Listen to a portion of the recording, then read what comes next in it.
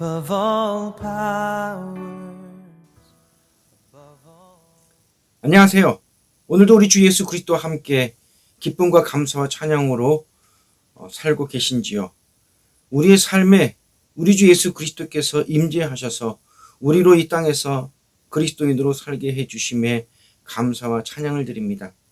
오늘 우리 함께 말씀 앞에 나아가고자 합니다. 오늘 본문 말씀은요, 지난주에 이어서 68장 19절로부터 마지막 절까지 말씀을 함께 나누도록 하겠습니다. 먼저 제가 19절부터 23절까지 말씀을 읽어드리겠습니다. 날마다 우리 짐을 지시는 주 곧 우리의 구원이신 하나님을 찬송할지로다 셀라. 하나님은 우리에게 구원의 하나님이시라. 사망에서 벗어남은 주 여호와로 말미암거니와 그의 원수들의 머리 곧 죄를 짓고 다니는 자의 정수리는 하나님이 쳐서 깨뜨시리로다. 주께서 말씀하시기를 내가 그들을 바산에서 돌아오게 하며 바다 깊은 곳에서 돌고 나오게 하고 내가 그들을 심히 치고 그들의 피에 내 발을 잠그게 하며 제 집에 개의 혀로 내 원수들에게서 내 분깃을 얻게 하리라 하시도다. 아멘. 네, 오늘 본문 첫 시작 얼마나 경쾌합니까? 하나님은 우리의 구원자이십니다. 특별히 오늘 본문 말씀에서 보면 우리의 짐을 져주시는 하나님이라고 말씀을 하고 계십니다. 이 말씀을 묵상할 때 저는 마태복음 11장 28절에 있는 말씀이 기억이 나죠. 우리 주님께서 이렇게 말씀하셨죠. 수고하고 무거운 짐진 자들아 다 내게로 오라. 내가 너희를 쉬게 하리라. 아멘. 우리가 살아가면서 너무나도 무겁고 무거운 우리들의 삶의 무게들, 힘들고 지쳐서 우리가 고통 속에 주저앉고 싶을 때 그야말로 이 말씀이 우리에게는 소망의 말씀, 생명의 말씀이십니다. 오늘 특별히 오늘 본문 말씀 시작인 19절 말씀을 묵상하면서 이 마태복음 11장 28절에서 말씀하신 주님의 그 말씀을 더 자세히 우리에게 설명해 주시고 있는 것 같습니다. 오늘 본문 말씀 19절 말씀을 다시 한번 읽어보면 날마다 우리 짐을 지시는 주 곧 우리의 구원이신 하나님을 찬송할지로다 셀라. 아멘. 날마다 우리의 짐을 져주시는 하나님인데요. 이 날마다 우리의 짐을 져주시는 이 하나님에 대한 히브리어 번역이 두 가지로 나눠서 볼 수 있다고 합니다. 물론 뜻은 똑같습니다. 첫 번째는요, 하나님께서 직접 우리의 짐을 져주신다라는 의미이고요. 또 하나의 의미는 짐을 지고 있는 우리를 하나님께서 통째로 져주신다, 품에 안고 계신다라는 그런 의미를 가지고 있다라고 합니다. 방금도 말씀드렸지만 어느 의미를 사용하든 아무 문제는 없지만 저는 두 번째의 의미를 묵상하면서 참 마음에 감사와 찬양과 기쁨을 누리게 하더라고요. 내 짐을 져주시는 것뿐만 아니라 나를 통째로 져주시는 하나님, 나를 통째로 안으셔서 나의 모든 것들을 책임져 주시는 하나님. 사탄은 나로 하여금 나의 짐이 무겁다고 오해하고 착각하게 만들지만 실제는 내가 짐을 지고 있는 것이 아니라 짐을 지고 있는 나조차도 하나님이 통째로 나를 안고 품고 업고 가고 계신다는 것을 오늘 본문 말씀을 통하여 선포하고 있습니다. 자, 그러면 이 무거운 짐이 무엇이라고 말하고 있습니까? 본문 말씀에 보면 바로 사망이라고 시편 기자는 고백을 하고 있습니다.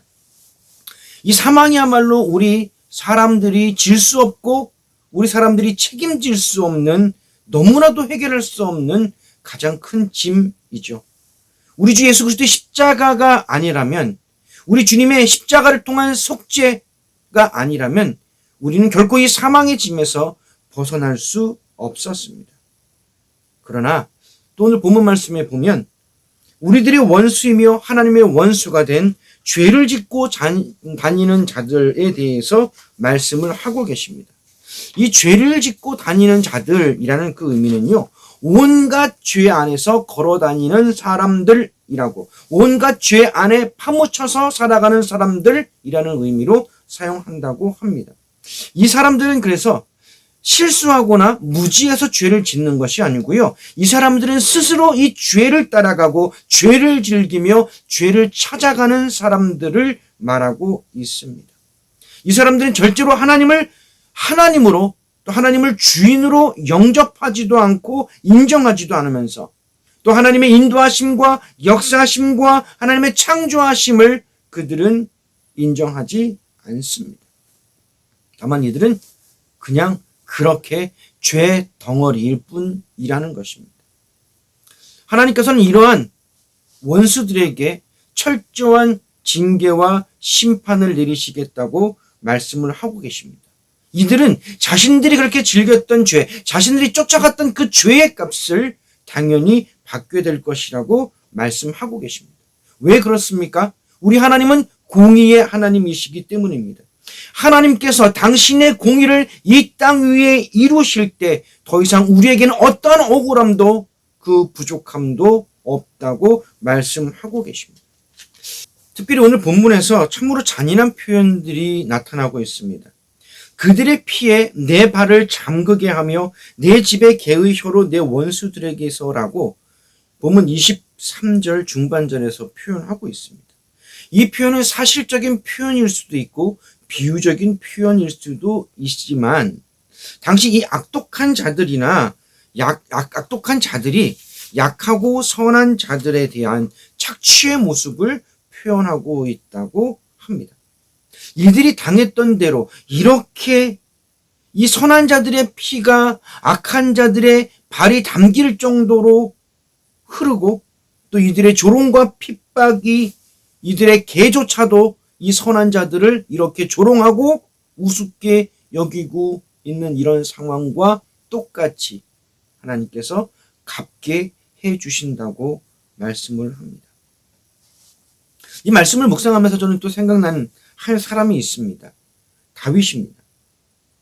다윗이 사울에게 쫓겨 다니면서도 그는 절대 이 사울을 건드리지 않았습니다. 그러면서 그가 절규하며 이렇게 부르짖죠.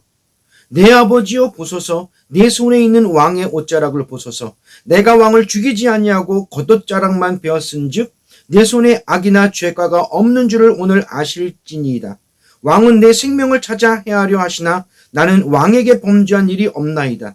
여호와께서는 나와 왕 사이를 판단하사 여호와께서 나를 위하여 왕에게 보복하시려니와 내 손으로는 왕을 해하지 않겠나이다. 예속담에 말하기를 악은 악인에게서 난다 하였으니 내 손이 왕을 해하지 아니하리이다. 이스라엘 왕이 누구를 따라 나왔으며 누구의 뒤를 쫓나이까? 죽은 개나 벼룩을 쫓음이니이다.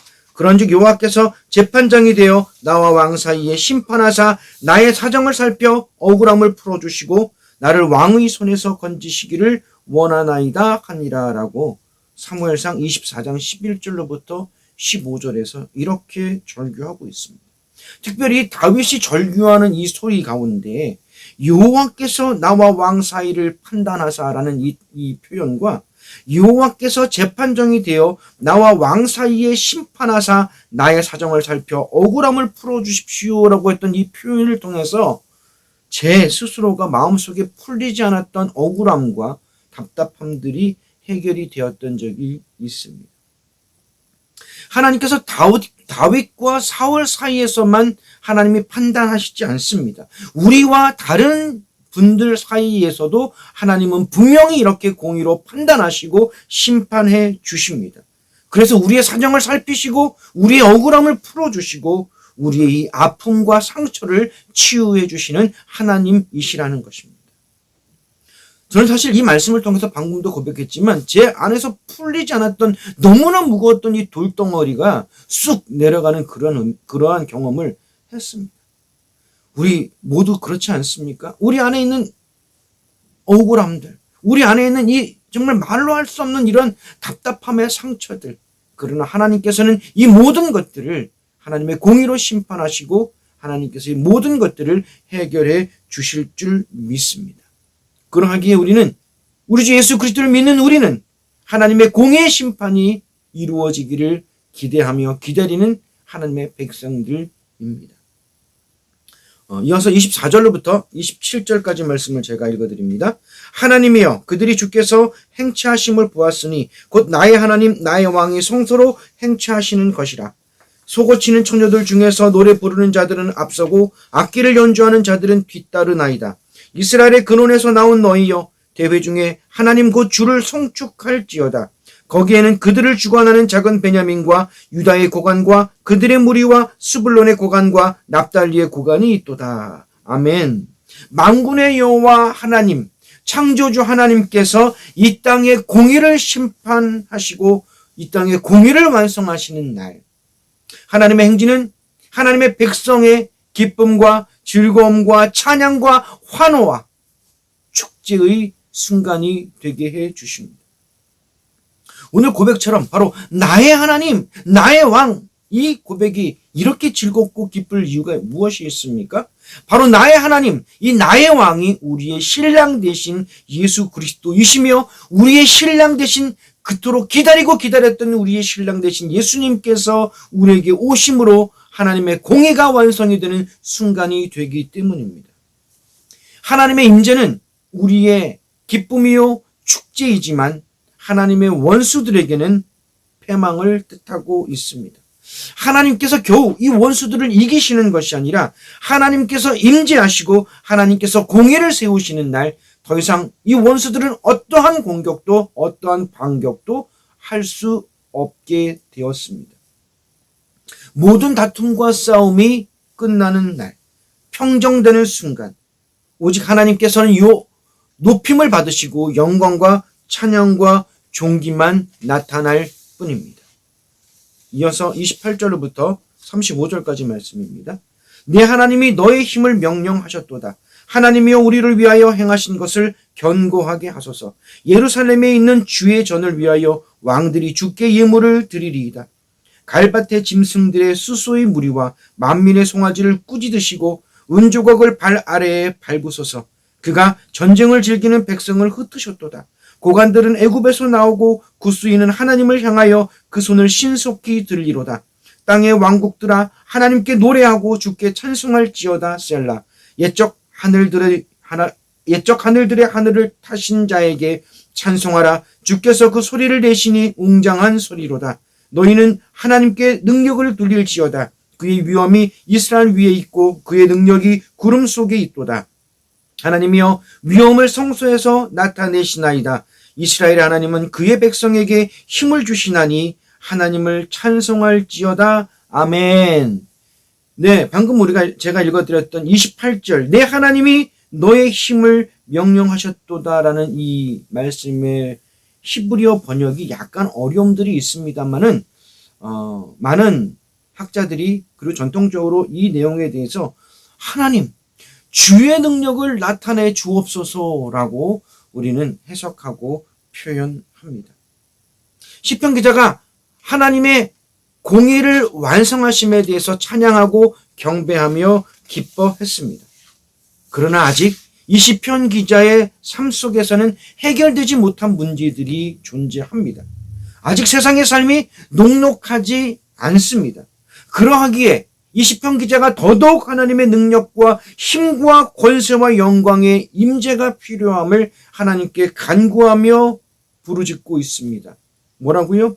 우리를 위하여 행하신 것을 견고하게 하소서라고 고백을 하고 있는 것입니다. 하나님의 능력이 약하신 것이 아니라 하나님을 믿는 믿음, 우리의 신앙이 약하고 연약하고 쓰러지고 흔들리고 있는 것입니다. 그러하기에 하나님께서 나에게 주시는 하나님의 능력과 하나님의 확신과 하나님의 그 붙드심을 간구하고 있는 것입니다. 이 시편 기자의 모습이 지금 우리의 모습과 동일하지 않습니까?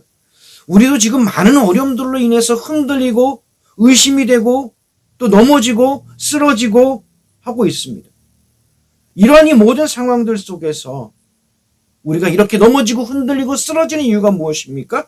하나님의 힘이 약한 것이 아니라 우리의 믿음이 약한 것입니다. 우리의 신앙이 약하기 때문에 우리가 이렇게 연약하고 불순종하고 쓰러지고 좌절하는 경우가 있다라는 것이죠.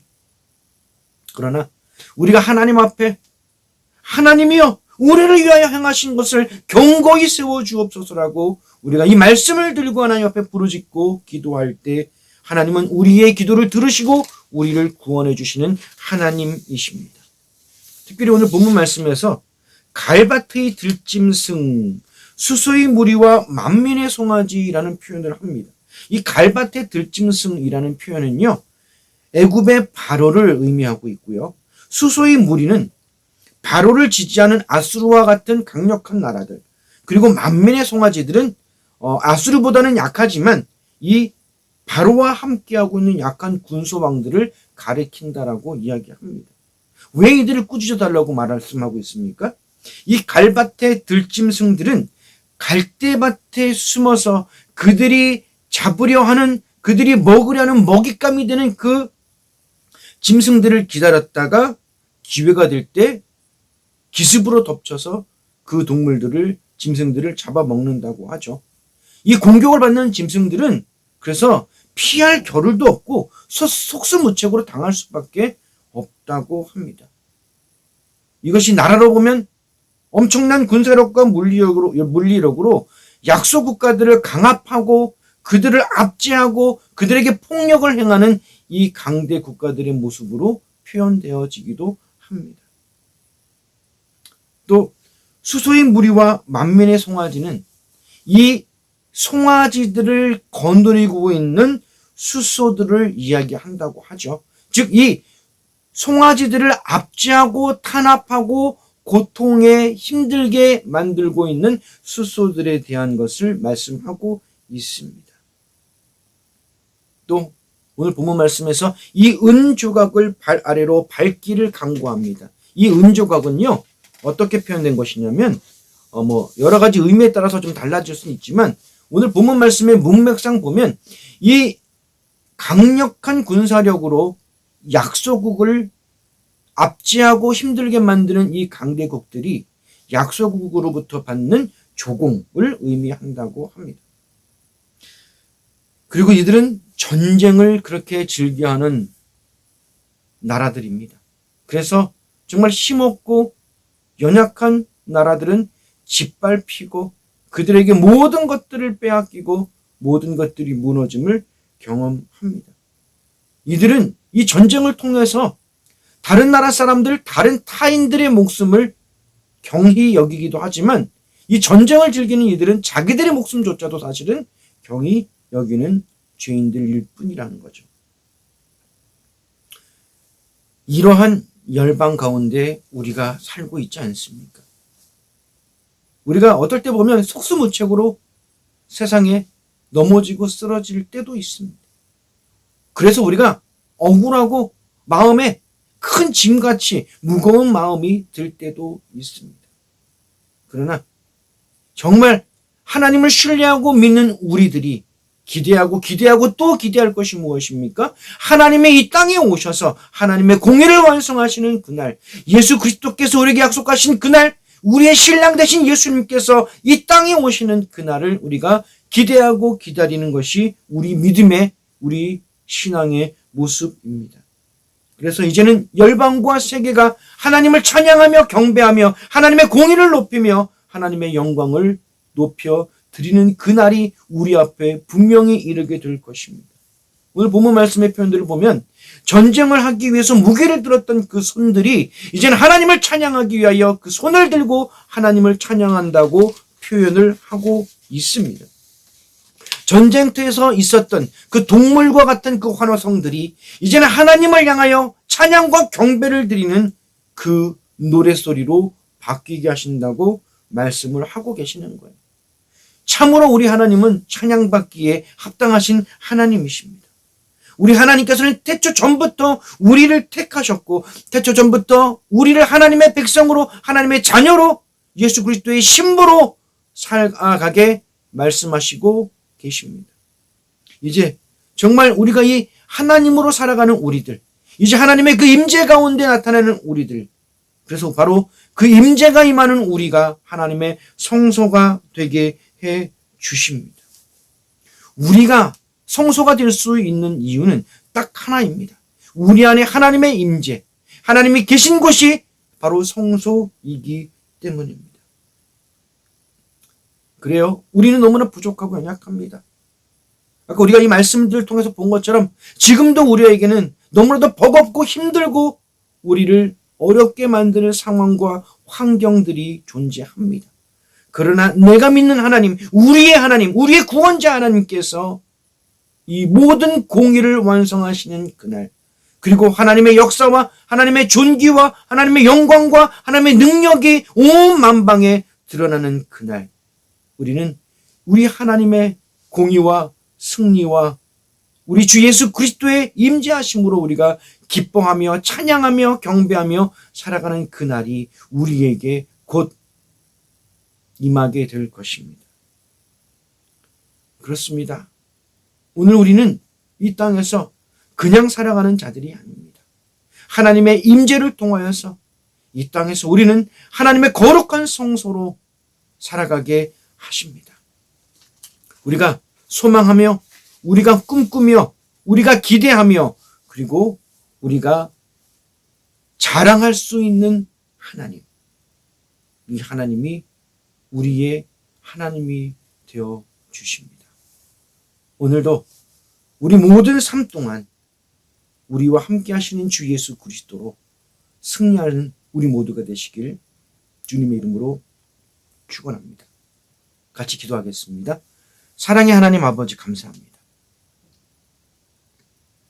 정말 이 세상을 살면서 우리는 이 세상을 이길 수 없고 우린 이 세상에 대항할 수 없고 우린 이 세상에 그 어떤 것도 할 수 없는 모습들을 느낄 때 우리만 바라보면 좌절할 수밖에 없지만 우리가 눈을 들어 하나님을 바라보며 나의 하나님, 나의 구원자, 나의 아버지를 바라볼 때 하나님의 그 공의를 완성하실 그날, 하나님의 영광과 존귀와 하나님의 그 사랑이 이 땅에 온전히 드러나는 그날, 우리가 그날을 기대하며 기다리는 우리 모두가 될 수 있도록 하나님 역사하여 주옵소서.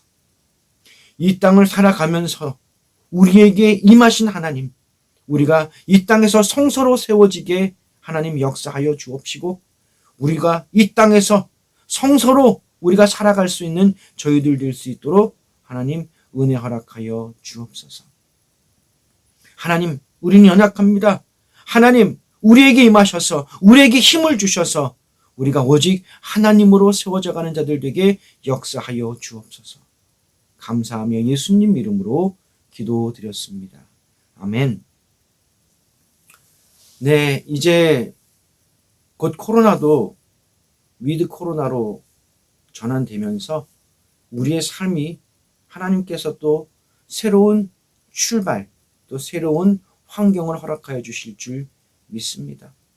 세상의 정치, 세상의 환경이 우리의 소망이 아닙니다. 우리 주 예수 그리스도가 우리의 소망이 되십니다. 그리하여서 오늘 본문 말씀처럼 이 시편 기자처럼 지금 현실적으로는 많은 어려움과 압제와 탄압과 고통 속에 있지만 이 모든 것들을 해결하실 하나님, 그 하나님으로 억울함도, 그 하나님으로 이 돌덩이 같은 우리 마음을 짓누르고 있는 이 모든 짐도 다 하나님께서 져주시며 하나님께서 해결해 주실 줄 믿으며 그 안에 우리가 기뻐하며 즐거워하며 자유하며 주 예수 그리스도의 그 승리를 경험하며 살아가는 우리 모두가 되었으면 좋겠습니다. 주일날 뵙겠습니다. 감사합니다.